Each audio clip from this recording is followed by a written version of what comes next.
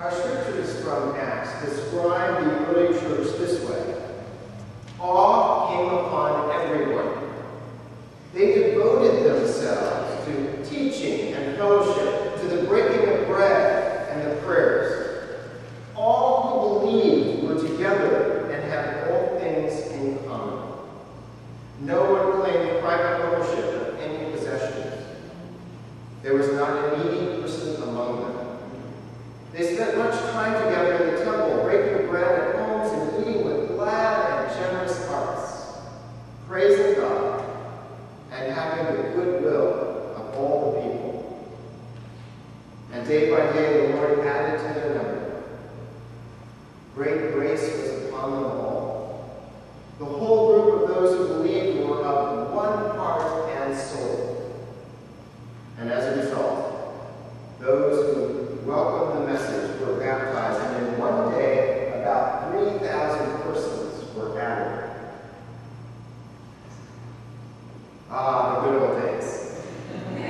The whole church was of one heart and soul, and it grew exponentially. This was the Christian Garden of Eden, a paradise of perfection, an idyllic and happy time when all worked together for good, when no one said, "This is mine," when no one's defenses were up, when there was no conflict, no divisions. Later in Acts, there will be disagreements and conflict and divisions. But right now, in this founding moment, everything is perfect. Now, the record of this perfection was set down many decades after the fact, somewhere between 65 and 80 years after the beginning of the Common Era, 65 to 80 AD. It would be like recollecting the founding of Virginia Highland Church and its spectacular years of growth with the help of Blanche and Gladys and Mildred and Tom, and with the assistance of the incredible scrapbooks that Mildred has assembled over the decades. There would be nostalgia for our heyday, and time might have healed all the wounds that people almost always inflict when they bump up against one another in community. Our selective memories and collective amnesia might cause those early days to be remembered as the perfect time. And I'd like to think that the Holy Spirit would have inspired those early Christians to be of one heart and soul and to grow by the thousands. But my Thomas side, my "I will not believe unless I see" part of my character, suspicions that what we have here about the very early church in our readings from Acts was the way things should have been, rather than the way things actually were.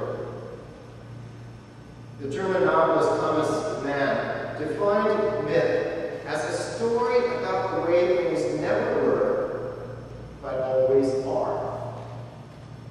In other words, a mythological story speaks truth with a capital T, spiritual truth rather than relative truths. But I've modified Thomas Mann's definition to say that myth may also be a story about the way things never were, but should have been. Those early Christians, having witnessed the incarnation and the resurrection and the ascension, and now Pentecost, should have been in awe, should have shared everything they had with those in need as Jesus taught them, should have been united in the love of Christ and in the inspiration of the Holy Spirit. And maybe that's the way it was. But I dare say that early on in the Christian community, there was someone who overreached, as in the Garden of Eden, plucking that tasty apple from the divisive tree of the knowledge of good and evil. In my opinion, the punishment for which was the necessity to hold interminable church committee meetings to determine what's good and what's not. Our own parish council will probably agree as we meet later today.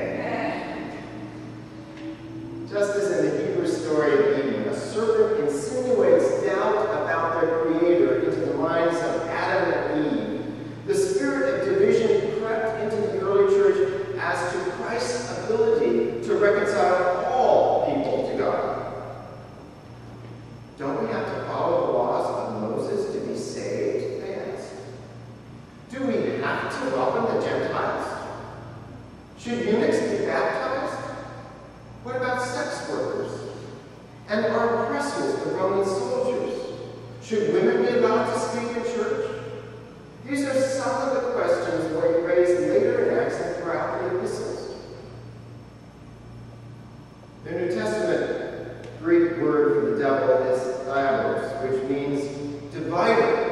or adversary.